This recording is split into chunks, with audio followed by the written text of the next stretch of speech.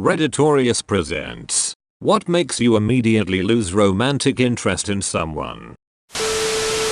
Talking at you, not with you. It's amazing how common this is. 5-ish years ago, after breaking up with my ex, I spent 3 months on OkCupid saying yes to every guy who asked me out, unless he said something that made me think he was a creep or we had literally nothing in common. Anyways, ended up going out with probably 20-ish guys in the time period, and every single one, except my now fiancé, went exactly like this. Me. Asks questions about their life, likes, interests. Them. Talks for 10 minutes and then stops. Me. Says something about what they said to try and connect us. You just moved here. I remember when I just moved, it was tough. What brought you here? Them. Ignoring the connection and talking more about themselves. Also them. Never ask me a single question. Like, why go on a date if you are not interested in learning about the other person at all?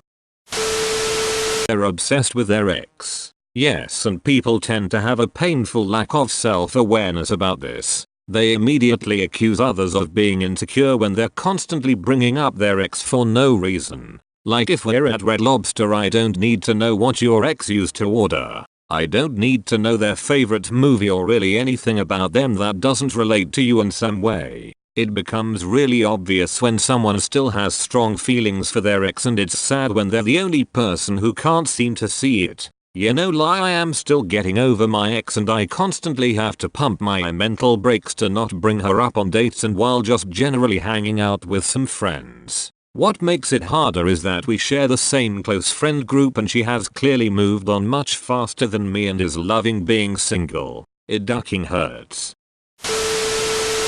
If they eat in the shower, you think it doesn't go on. I'm here to tell you it does. I mean, I've heard of pissing in the shower, but eating? WTF. Or pissing in the sink. I just found out that some men do such a thing. Had a boyfriend in college who would come home from work and hop right in the shower, no matter what. And he was in there for a very long time. One time I walked in to brush my teeth and caught him sitting on the tub floor with his hand in his butt, fishing out his it and watching it go down the drain. When they don't know the difference between being funny and being obnoxious. Scanning this thread to find reasons why someone may have suddenly lost interest in me. We might have a winner here. They enjoy putting other people and their hobbies down. I recently went out with a girl who was going to a D&D game after our date. She spent a significant amount of time negging me for being into D&D. It was very confusing. Don't know how to act in public, are unaware of feelings other than their own. Lack of situational awareness. If all of their exes were toxic or crazy, we all have one or two bad ones. But seriously, it's not always that. If it smells like it wherever you go, you should check the bottoms of your shoes. If they give an ultimatum in regards to choosing between a longtime friend and them as a partner, anyone trying to pick your friends for you is a huge red flag. Yes, a good friend or whatever will be honest and tell you when they think someone else is bad for you. That's just showing they care. However, the second you're given choose me or them options, bail. Duck that.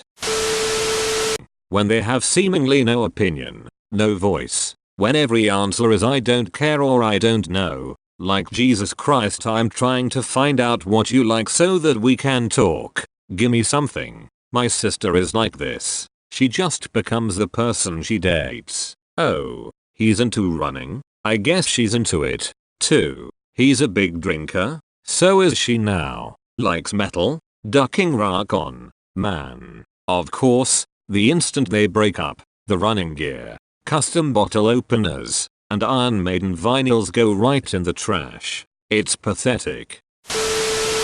If they say the words I know I'm an butthole itch, like, okay, I'll take your word for it. Also, if it becomes apparent that they have no self-awareness. To everyone in line, please ensure you have reached an acceptable medium between too self-aware and not self-aware enough. I've shared this before, but one time I was out on a date with this girl I met online. I thought she was very attractive and we seemed to hit off well through texts. We're at this bar and she suggests we play a people watching game where we try to make up backstories for the other people there. I thought it sounded fun, especially since I played a similar game with friends on the train sometimes. Plus it felt like a good icebreaker to get us talking. Well, she managed to take all the fun out the game by being ridiculously cruel in all her assumptions for no real reason at all. It felt like she was projecting issues she had onto these people. Like one guy was sitting at the bar alone, could have been waiting for someone, you never know, but because he was alone he was a ducking loser with no friends that hates his life. Completely killed the mood and I lost interest in her after that. Couldn't see myself going on a second date with someone like that. That's what I call an efficient date. Right away you could identify she wasn't right for you. If they are rude to service workers. Also if they don't like animals, I'll give a pass if they're allergic. The service workers is definitely one of the big ones for me too. It is easy to build a facade when you are first meeting somebody or starting to build romantic interest. If they treat people poorly though, this is an easy red flag to notice and definitely is a sign of how they will treat you people you know when they are more comfortable. If they constantly make you feel bad for them. Felt so bad and was so worried about him for so long that the one time I needed the emotion I couldn't have it. Fishing for pity is not attractive. If someone is telling me something sad, fine. If someone is telling sad things so I will feel bad for them, i.e. manipulative sympathy, then I cannot get out of there fast enough. Doing dumb things and should know better. We had a new guy join our Friday social group. Very nice guy. Attractive. At the bar, he took his old gum out of his mouth and stuck it to the bottom of the table. Really? So trashy. Whoa. Didn't know that those existed outside of high school. When I find out they have a kid, I know it's itty to say, but it's the truth. I'm nowhere ready to have a kid in my life. No matter how much I like the person, I wouldn't be able to commit. As a single dad, I also agree that it's not itty. It's a pretty common deal breaker. Having a kid definitely limits the dating pool, but it is what is. Exactly. And I wouldn't want to date someone that wasn't ready for that anyway, seeing as that's what my life is right now, lol. If they are judgmental or tend to jump to conclusions before they know the whole story, or, worse, if they combine these two. I guess because I've been burned by this in the past. It really makes me feel like the person isn't being fair. If they are biased toward believing bad things about people, I'm not going to fight to overcome that. Partly because I shouldn't have to, and partly because it won't really work. It's a relationship dynamic that I know I don't want. Bad breath or BO. Both completely turn me off instantly.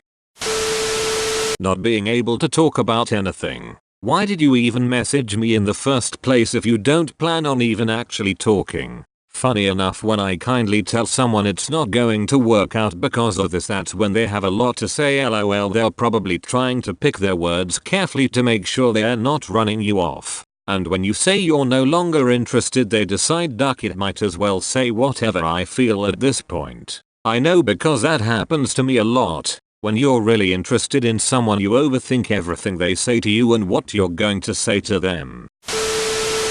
Watched her share a lollipop with her dog. Not she ate it and let the fog finish it. She had it in her mouth for a while, then gave it to him for a minute. Back and forth like that until it was gone. Gross. Agreed. The hardcore dog lovers who treat their dogs like their boyfriends creep me out. I love animals, and I absolutely adore my own. But there's definitely a boundary that should never be crossed. Like and subscribe to Redditorious.